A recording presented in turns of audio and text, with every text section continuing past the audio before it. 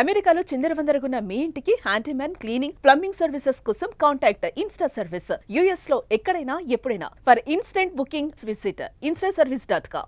America అధ్యక్షుడు Donald Trump వాణిజ్య యుద్ధాలపై ఆందోళనతో ఆ దేశ జాబ్ మార్కెట్ డీలా పడింది. మే నెలలో అమెరికాలోని ప్రైవేట్ కంపెనీలు, ప్రభుత్వ సంస్థలు, స్వచ్ఛంద సంస్థలు కేవలం 1,30,000 మందిని ఉద్యోగాల్లో భర్తీ చేసుకున్నాయి. ఏప్రిల్లో ఈ సంస్థలు అత్యధికంగా 1,77,000 మందిని ఉద్యోగాల్లోకి తీసుకున్నాయి. ట్రంప్ వైఖరి వల్ల అమెరికా ప్రభుత్వం విధానపరమైన నిర్ణయాల్లో అనిశ్చితి ఏర్పడింది. హార్వర్డ్ లాంటి ప్రఖ్యాత యూనివర్సిటీ నుంచి విదేశీ విద్యార్థుల బహిష్కరణ, అమెరికా ప్రభుత్వ ఉద్యోగాల ప్రక్షాళన వంటి వ్యవహారాలతో గందరగోళం నెలకొంది.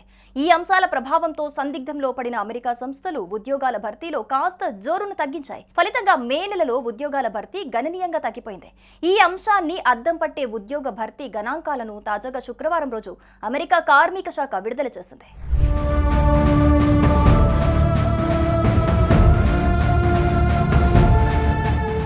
ఈ పరిణామాల నేపథ్యంలో ప్రస్తుతం అమెరికాలో నిరుద్యోగ రేటు అత్యంత కనిష్ట స్థాయిలో 4.2% ఉందని ఓ సర్వేలో తేలింది. నిరుద్యోగ భృతి కోసం దరఖాస్తులు సమర్పిస్తున్న అమెరికన్ల సంఖ్య మే నెలలో గణనీయంగా పెరిగింది. 8 నెలల కిందటి గరిష్ట స్థాయిలో నిరుద్యోగ భృతి దరఖాస్తులు పోటెత్తాయి. ఈ ఏడాది ఏప్రిల్లో ఉద్యోగ ఖాళీలు అనూహ్యంగా 74 లక్షలకు పెరిగాయి. అయితే అదే నెలలో భారీగా ఉద్యోగ కోతలు సైతం జరిగాయి. పెద్ద సంఖ్యలో అమెరికన్లు ఉద్యోగాలను వదిలేయాల్సి వచ్చింది. మరింత మెరుగైన ఉద్యోగ అవకాశాల కోసమే ఉద్యోగాలను వదిలారనే అంచనాలను వెలువడ్డాయని అమెరికా కార్మిక శాఖ నివేదికలో ప్రస్తావించారు. విదేశాల నుంచి అమెరికాకు వచ్చే దిగుమతులపై ట్రంప్ విధిస్తున్న భారీ పన్నుల వల్ల అమెరికా కంపెనీలపైనే భారం పెరుగుతుందని పలువురు ఆర్థికవేత్తలు అంటున్నారు.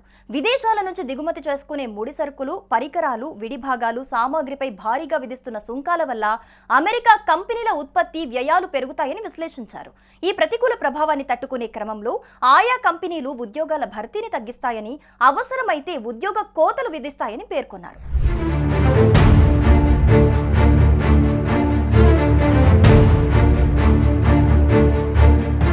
అమెరికా కంపెనీలు ఈ ఏడాదిలో ఇప్పటి వరకు ప్రతి నెల సగటున 1,44,000 మందిని ఉద్యోగాల్లోకి తీసుకున్నాయి. గతేడాది ప్రతి నెల సగటున 1,68,000 మందిని రిక్రూట్ చేసుకున్నారు. రెసిషన్ పై పోరాడేందుకు 2022-2023 సంవత్సరాల్లో అమెరికా ఫెడరల్ రిజర్వ్ వరుసపెట్టి బెంచ్ మార్క్ వడ్డీ రేట్లను దాదాపు 11 రెట్లు పెంచింది. దీంతో రుణాలపై వడ్డీ రేట్లు పెరిగాయి. ఈ ప్రభావంతో అమెరికా ఆర్థిక సంక్షోభంలోకి వెళ్తుందనే ఆందోళనలు వెలువడ్డాయి. అయితే అందరి అంచనాలను తలకిందులు చేస్తూ అమెరికా ఆర్థిక వ్యవస్థ స్థిరమైన వృద్ధి రేటుతో పురోగమించింది. ఆ సంక్లిష్ట పరిస్థితుల్లోనూ అమెరికా కంపెనీలు ఉద్యోగ నియామకాలను కొనసాగించాయి. కానీ అమెరికాలో ట్రంప్ రూల్స్ కారణంగా జాబ్ మార్కెట్ మాత్రం తీవ్రంగా దెబ్బతింటోందని ఆందోళన చెందుతున్నారు.